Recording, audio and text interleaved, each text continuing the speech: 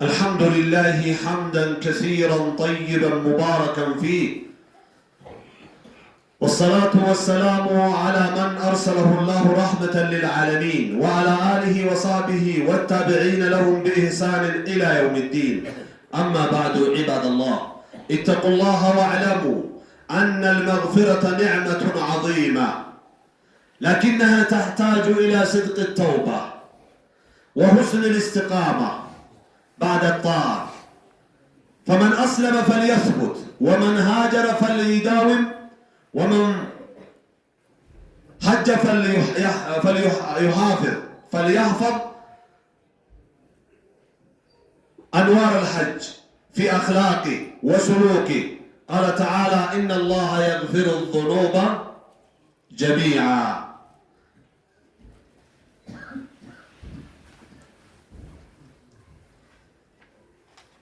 የዛሬው ኹጥባችን ፍሬ ሐሳብ ሶስት ነገሮች ወንጀልን በሙሉ እንደሚያስምሩ የማስገንዘብና ከሶስቱ ያንዱ ዋዜማ እንደመሆኑ ወደሱም ማነሳሳት ነው። አንደኛው እስልምናን መቀበል ወንጀልን በሙሉ ከሚያራግፉ ኸይር ስራዎች አንዱ ነው። ሁለተኛው ለአላህ ብሎ ለዲነል ኢስላም ብሎ አላህ እንደፈለገው መስራት ባለመቻል ከቦታ ቦታ መልቀቅ መሰደድ ይሉታል። በትክክል እንደ ኢስላም መሰደድ የሚባለው ነገር ከከሃዲዎች አገር ወደ ሙስሊሞች አገር መሰደድ ነው እና ይሄ ሁለተኛ ወንጀልን በሙሉ የሚያስምር መልካም ስራ ሲሆን፣ ሶስተኛው ደግሞ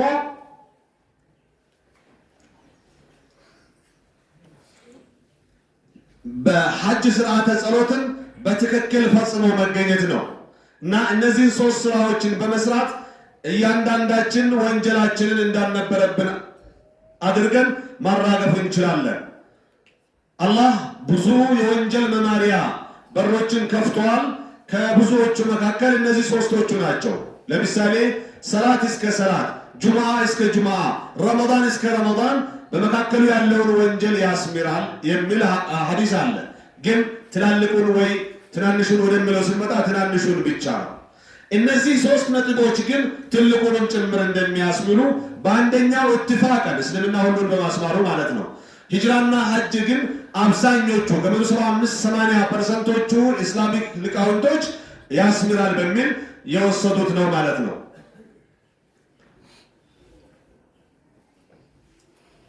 ትልልቅ ስራዎች ናቸው እነዚህ ሶስቱም። ትልቅ ዋጋ መክፈል የሚጠይቁ ከቦታ ከጊዜ ከወጪ ከተለያየ ውጣ ውረድ ዋጋ የሚያስከፍሉ ስራዎች ናቸው። መስለምም መሰደድም ሐጅ ስርዓተ ጸሎት ማስኬድም አጅራቸውን በዛው ያህል ተደርጓል ማለት ነው። እንደ መነሻ እስልምናን ብንወስድ ያለፈን ወንጀል በሙሉ ያስምራል። ባይሆን ከልቡ ለአላህ ብሎ ለስልጣን ወይም ለጊዜያዊ ጥቅማ ጥቅም ወይም ህይወቱን ለመጠበቅ ሳይሆን ለአላህ ብሎ የሰለመ ሰው ነው ይሄን የሚያገኘው። ያለፈውን ወንጀል በሙሉ እንደሚያስምር ረሱል አለይሂ ሰላቱ ወሰላም ጋር አምር ብን አልዓስ መጣና ሊሰልም ፈባይዕኒ ያላቸውና ልክ በእስላም ሙባያ ያደረጉለት እጅ ሲዘረጉ እጁን ሰብሰብ አደረገባቸው። ምን ነካ ሲሉት በመስፈርት ነው የሚሰልመው አላቸው። እሺ ምንድን ነው መስፈርት? አላህ ወንጀልን እንዲምረኝ ነው መስፈርት የሚሰልመው። አላህ ወንጀልን የሚምረኝ ከሆነ ነው። ወንጀልን የማይምረኝ ከሆነ መስለሜ ምን ፋይዳ አለው አይነት ነገር አላቸው። ረሱል መልሱን ሲሰጡት ምን አሉት? በሚገርም ሁኔታ አማ አሊምተ አነ ልእስላም ያህዲሙ ማ ካነ ቀብላህ አሉት። ምነው አላወቅም እንዴ እስልምና ከዛ በፊት ያለን ወንጀል በሙሉ እንደሚያፈርሰው አታውቅም ወይ? አብሽር ትማራለህ በማለት ኢማሙ ሙስሊም በዘገቡት ዘገባ ይገልጻሉ። فهذه بداية جديدة። እስልምናን መቀበል በጣም አዲስ የሆነ አጀማመር ነው። ወራህማ ዋሲያ ሰፊ አላህን እዝነት የምናገኝበት ነው። ወአፉ ሻሚል ሁለንተናዊ የሆነ ይቅርታ የሚደረግበት መልካም ስራ ነው። የዱሉ አላ ከረሚላህ ወልጥፊሂ ቢዒባዲ አላህ በባሪዎቹ ላይ ቸር እንደሆነና ለባሪዎቹ አዛኝ እንደሆነ የሚያሳይ አገላለጽ ነው ከረሱል አለይሂ ሰላቱ ወሰላም ማለት ነው። ሁለተኛው ነጥብ ከሶስቱ ነጥቦች አልሂጅራ መሰደድ ነው። ሰበቡን ለጉፍራን የዙኑብ ወንጀል ለመማሩ ምክንያት ይሆናል። ሁሉንም ወንጀል ብለናል። والهجرة في أصلها كانت انتقالا من دار الكفر إلى دار الإسلام. بمسرته هجرة سدة من بالو نجر من مسلم كوانا أجر ولا إسلام أجر مسدات مالت نبرة. إيه نو إيه قلبك أن ترجمه مالتنا. هي الآن باقية بمعناها العام. أهم جن يا نجر بين لبت بوتانا جزء بقول أنت ناوي ترجمه يكتل يهون عليه هجرة ترجم. يا من دنو وهي هجرة العبد من المعصية إلى الطاعة. عند سو كونجل ولا تزازع أكبروت مسند مالتنا. أنت زموت كم متسرع أكبتها ولد كم متسرق سرتها بلا إن يا هنا يشر من قد كم متقواز خيرون تقواز متسقعنا متترتر مسلم كم متهم متتامننا متكجل مسلم هون በጣም የሚያሳዝን አየር ላይ ነው ያለነው። ሙስሊምን ካላመነ እንዴት አይነት ሙስሊሞች እንደሆነ እኔ አይገባኝ። አሁን ምን አደጋ ያደርስብኝ፣ ምን ጉዳት ያመጣብኝ፣ ምን ያደርገብኝ የሚባል ሙስሊም ሆነን ነው ያለነው ሁላችንም ማለት ይቻላል። አላህ አቅልም ይስጠን፣ ቀልባችንን አላህ ያስተካክለው። ስለዚህ ከወንጀል ከጸያፍ ዝባዝንጌ ከሆነ ልክስክስ አቋም ወደ ትክክለኛ አቋምና በጎ አይነት መልካም ሰሪነት ወደ ታዛዥነት መሰደድ ማለት ነው ሁለንተናዊ ትርጉሙ ይላሉ ቃለ ሰለላሁ ዐለይሂ ወሰለም። ይህን ለማለት ያስቻለው ረሱል ያሉት አለ ለሁለቱም ወልሂጅረቱ ተህዲሙ ማ ካነ ቀብለሃ ረዋሁ ሙስሊም። ኢማም ሙስሊም በዘገቡት ዘገባ ስደት ያለፈን ወንጀል ያስምራል ብለዋል። በተመሳሳይ ደግሞ እንደዚሁም ወልሙሃጅሩ መን ሀጀረ ማ ነሃ አላሁ ዐንሁ ስደተኛ ማለት አላህ ሐራም ያደረገውን ነገር የተወ ከወንጀል ወደ መልካም የተቀየረ ከመጥፎ ስነ ምግባርና ተግባር ወደ ጥሩ የተቀየረ ነው ብለዋል። ያ ካልሆነ ሙሃጅርነት በሁለንተናዊ ትርጉም አልታደለም ማለት ነው። አላህ አግራለን። ኢማም ቡኻሪ ያስቀመጡት ሐዲስ ነው። የመጨረሻው ሶስተኛው ሁሉን ወንጀል የሚያስምር መልካም ስራ አልሐጁ ሰበቡ ለጉፍራን የذنوب ሐጅ ስርዓተ ጸሎት ወንጀላችን ለመማር ምንድነው ትልቅ ምክንያት ነው። አልሐጁ ዒባዳ ዐዚማ ትልቅ ስርዓተ ጸሎት ነው። ከአርካን الاسلام الخمسه አምስተኛው ነው። በሌላ ዘገባ አራተኛው ተደርጎ ቢቆጠርም እና ተጅማዕ التوحيد ሐጅ ማለት አላህን በብቸኝነት ማምለክን ይሰበስባል። የህብረተሰብ አንድነትን ሙስሊም የሚለው ስም ያገናኘው ሁሉ በተለያየ አቋምና መንሀጅ ወይም መዝሀብ መሸራረፍ መከፋፈል እንደሌለበትና አንድ መንገድ ላይ መጓዝ እንዳለበት የአላህንም አንድነት የህብረተሰቡንም የሙስሊሙንም ህብረተሰብ አንድነት የሚያረጋግጥ የሆነ ስርዓተ ጸሎት ነው። ለምሳሌ ለበይክ አላሁመ ለበይክ ኢነል ሐምደ ወኒዕመተ ለከ ወልሙልክ ለበይከ ላ ሸሪከ ለክ እያለ ስናሞግስ ስናወድስ ስንቀድስ ስንዘክር ስናተልቅ ማንን ነው? አንዱን ነው። በአንድ አይነት ዝክር በአንድ አይነት ጊዜ በአንድ አይነት ቦታ በአንድ አይነት ገጽታ።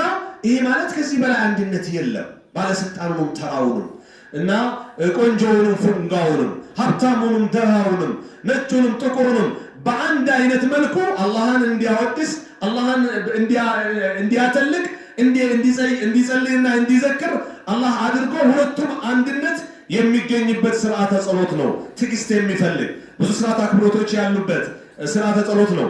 ወመን አዳሁ ዐለ الوجه المشروع كان جزاؤه مغفرة شاملة ልክ እንደሚፈለገው ይህንን ሐጅ ስርዓተ ጸሎትን የፈጸመ ሰው ሁለንተናዊ ምህረትን ያገኛል ይላሉ።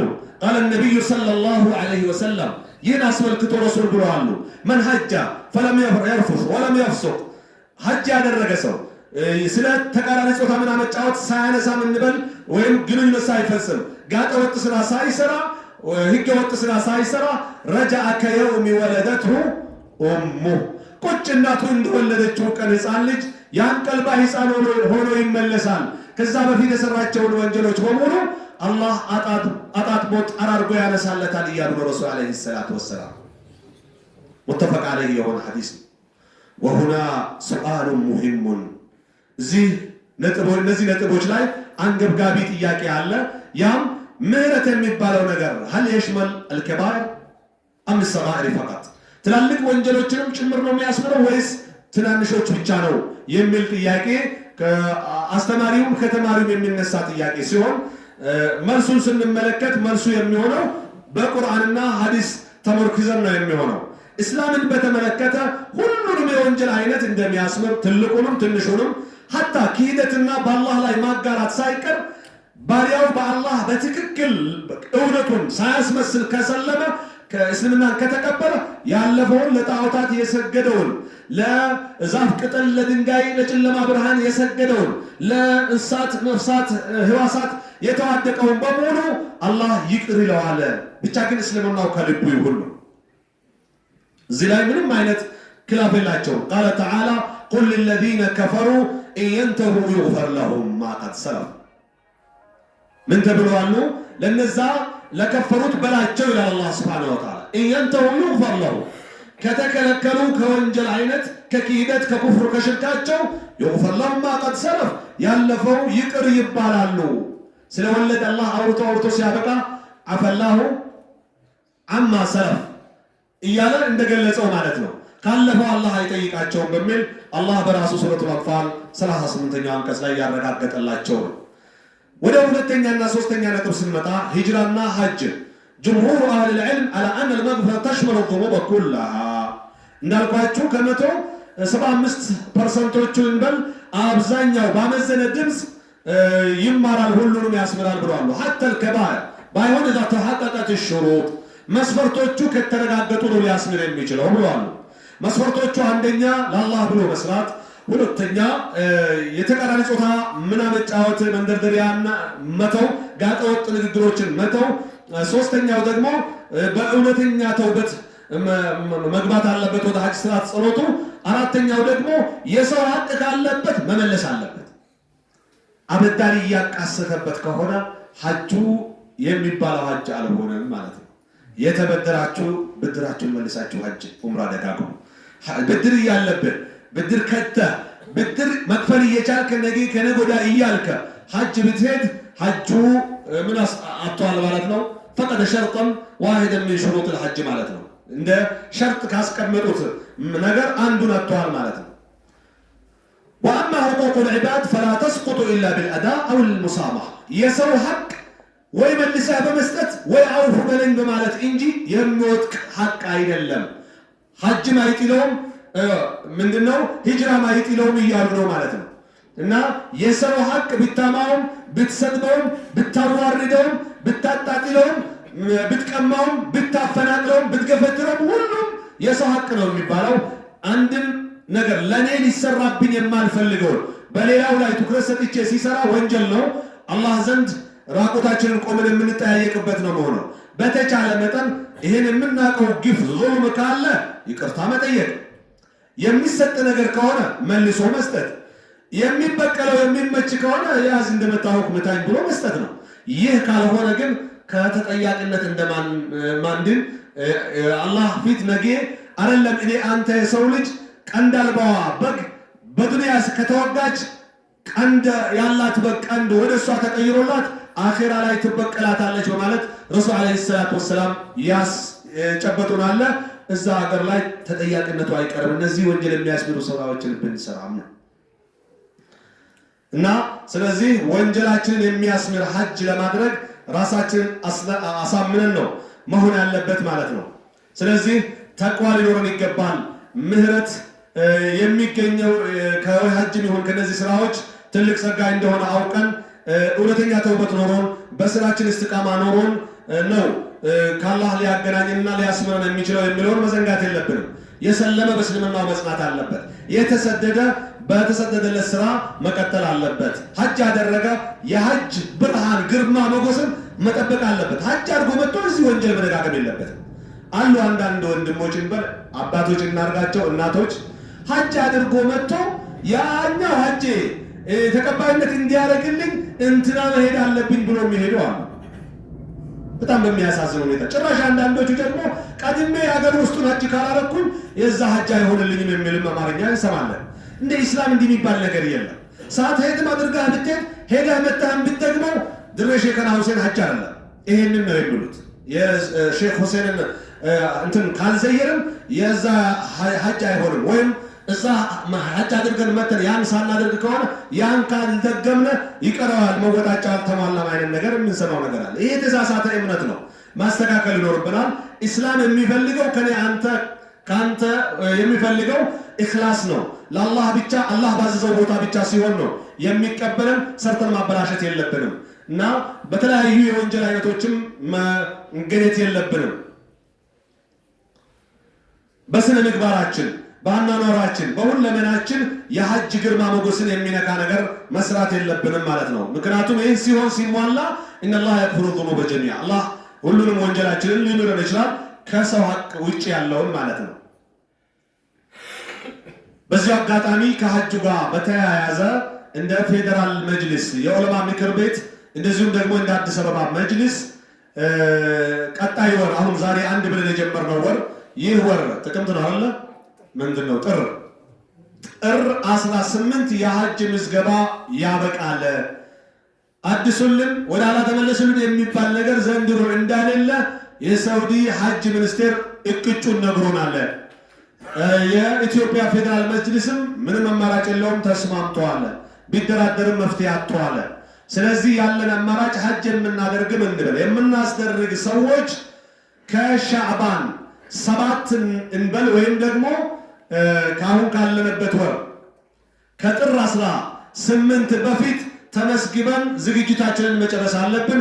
ያ ካልሆነ አይደለም ከፍለን ወይ ተከፍሎልን የሚባል ነገር የለም። ቀጣይ ዓመት ነው የምንጠብቀው ማለት ነው።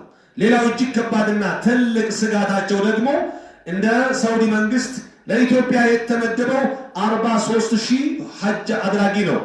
ነገር ግን እኛ ያን መቼም ሞልተን አናቅም ነው የሚሉት። ዘንድሮ ከስጋታችን የመጣ የ6,000 ሐጅ አድራጊዎችን ነው የከፈልነው ለሳውዲ መንግስት። እንደ ኢትዮጵያ መንግስት ወክለን የከፈልነው የስንት ሺህ ነው? የ6,000 ነው። አስቡት 37,000 ላይሆን ይችላል ብለው ትተውታል ማለት ነው። አሁን ደግሞ ስጋታቸው ሌላ ጊዜ ብዙ ጊዜ የሚጠበቀው የሚካሄደው ከረመዳን ውጭ ሸዋል ላይ ስለነበረ ህዝቡ ሊነቃልን አልቻለም። 6,000 መምላታችን ስጋት ላይ ነን እያሉ ነው። ይህ ስጋት ሌላ ከባድ ስጋት እንደሚያስከትልባቸውም አመላክተዋል። ያም ምንድነው? አዩን ደግመው ደጋግመው አዩን ወደ መጨረሻው ስንመጣ ለምሳሌ የዘንድሮ 6,000 ወይም ደግሞ ሳይሞላ ቀርቶ 4,000 ሰው 3,000 ሰው ቢሄድ የቀጣይ ዕጣ ፈንታችን የኛ ኮታ በዚሁ ሊቆምብን ይችላል የሚልም ስጋት አለን። ስለዚህ እባካችሁ ተሳተፉ። ሐጅ አቅሙ ያላችሁ አድርጉ። አቅሙ ባይኖራቸውም ፍላጎት ኖሯቸው ማድረግ ለሚፈልጉም ሰበብ ሆኖ እንዳደረጋችሁ ይቆጠርላችኋል። ለወላጅ አባት እናት ሊሆን ይችላል። በተለያየ መልኩ ባስደርጋው የሚባልን አካል ማስደረግ አጅር አለው ብለው በጣም ብዙ ነው የተናዘዙት። ኖሮ መወደድ ከኛ አይደለም ተረዱን እያሉ ምናልባት ማስ ሚዲያ የተከታተላችሁ ብዙ ተብሏል። ኖሮ በሐጅ ብቻ አይደለም የተወደደው፣ በሁሉም ህይወት ተወደዋል፣ ግን እየተኖረ ነው እና ስለዚህ አላህ ዘንድ የመክፈሉ አቅም ኖሮኝ ዘንድሮ ስለተወደደብኝ ነው ብል መልስ ላይሆን ስለሚችል መልስ የሚሆንም እንደማይመስል ነው። በእርግጥም እነሱ በዶላር ነው ድርድሩ ወይም ግብይቱ የሚደራደሩት፣ በዚህ ነው። ከአቅማቸው በላይ ነው። እንደውም ወቀሳ እየቀረበባቸው ነበር። ለምንድን ነው ምንም ሐጅ አድርጎ የማያውቁ ኢማሞችን የማታስደርጉት ሲባሉ 43 ሰው ቢመዘገብልን እንችል ነበር፣ ወይም ከዛም ባይደርስ ራሱ ከፍ ያለ ቁጥር ቢመዘገብልን እንችል ነበር። ነገር ግን የወረደ ቁጥር ስለሚመዘገብልን ምንም ሌላ አካል መጨመር ወይም እኛ ወክለን ማሰራት ፈተና ሆኖብን ነው፣ ጠፍቶን አይደለም እስከ ማለት ሲጨነቁ አውቃለሁ። በተቻለ መጠን ሐጅ የኔ ያንተ ያንቺ የኛ የናንተ ግዳጅ እንጂ የተቋሙ ግዳጅ አይደለም። ተጠያቂዎች እኛ ነን። እሱም ግፍ ከሰራ ይጠየቃል። ከሚገባው በላይ ከጠየቀ አላህ ይጠይቀዋል እና እኛም እየቻልን ያልሆነ ምክንያት ደርድረን ከቀራም ይጠይቀናል። የመኪና ዋጋ ተወዷል፣ የቤት ዋጋ ተወዷል፣ የተለያዩ ነገሮች ዋጋ ጨምሯል። ግን እየኖርን ነው። የሐጅ ዋጋም ቢጨምር ያው ማለት ነው። ምናልባት ባለፈው ዓመታት 5 በሬ ሽጦ የሄደ ነበረ አባት ከነበረ ከክፍለ ሀገር አሁንም 5 በሬ ቢሸጥ የአሁኑን የሐጅ ወጪ የሚሸፍን ነው ዋጋው። ስለዚህ በተቻለ መጠን የዋጋ መወደድን ምክንያት በማድረግ ወደ ኋላ መቅረት የለብንም፣ ወይም ነገ ከነገ ወዲያ ደርስበታለሁ ማለት መሸወድ የለብንም የሚል ማሳሰቢያ እንደ ግዳጅም እንደ መተባበርም ጭምር ነው እንድናስተላልፍ ታዘን በዚህ መልክ ያስተላልፍኩላችሁ ያለሁት። በተቻለ መጠን እኔ ረሱል አለይሂ ሰላቱ ወሰላም ያሉትን አንድ ሐዲስ ብያችሁ ባጠናቅቀው ደስ ይለኛል። عن أبي هريرة رضي الله عنه قال قال رسول الله صلى الله عليه وسلم العمرة إلى العمرة مكفرات ما بينهما والحج المبرور ليس له جزاء إلا الجنة. فمالت الرسول عليه الصلاة والسلام قال سؤال سلا حجنا عمرة عمرة በመካከላቸው ላለው ወንጀል የሚያስምሩ ናቸው አሉና ለርሱ ሐጅ ምንዳ ደሞዝ የሚባል የለውም ጀነት በስተቀር ብለዋል። አላህ እኔንም እናንተንም ጀነት ከሚመነዳቸው ትእዛዝ አክባሪዎች አላህ ያድርገን። ዒባደላህ አላ ሰሉ ወሰሊሙ አላ መን አመረኩም አላሁ ቃኢላ ኢነላሃ ወመላኢከተሁ ዩሰሉነ ዐለ ነቢይ يا أيها الذين آمنوا صلوا عليه وسلموا تسليما. اللهم صل وسلم وبارك على عبدك ونبيك محمد بن عبد الله وعلى آله وأصحابه لا سيما العشرة المبشرين بالجنة ومنهم الخلفاء الراشدون الأربعة أبي بكر الصديق وعمر الفاروق وعثمان ذي النورين وعلي بن أبي طالب رضي الله عنهم وأرضاهم أجمعين. اللهم ارض عنا بفضلك وكرمك يا أكرم الأكرمين. اللهم تقبل منا إسلامنا، اللهم تقبل منا إسلامنا وهجرتنا وحجنا واجعلنا من التائبين الصادقين. اللهم أصلح أحوالنا وأحوال المسلمين ووحد صفوفنا واحفظ بلادنا وبلاد المسلمين. اللهم ربنا تقبل منا القليل واعف عنا الكثير ولا تؤاخذنا بالتقصير إنك على كل شيء قدير. اللهم اغفر للمؤمنين والمؤمنات والمسلمين والمسلمات الأحياء منهم والأموات إنك سميع قريب مجيب الدعوات. عباد الله إن الله يأمر بالعدل والإحسان وإيتاء ذي القربى وينهى عن الفحشاء والمنكر والبغي يعظكم لعلكم تذكرون. واذكروا الله العظيم يذكركم واشكروه على نعمه يزدكم ولذكر الله أكبر والله يعلم ما تصنعون. أقم السلام.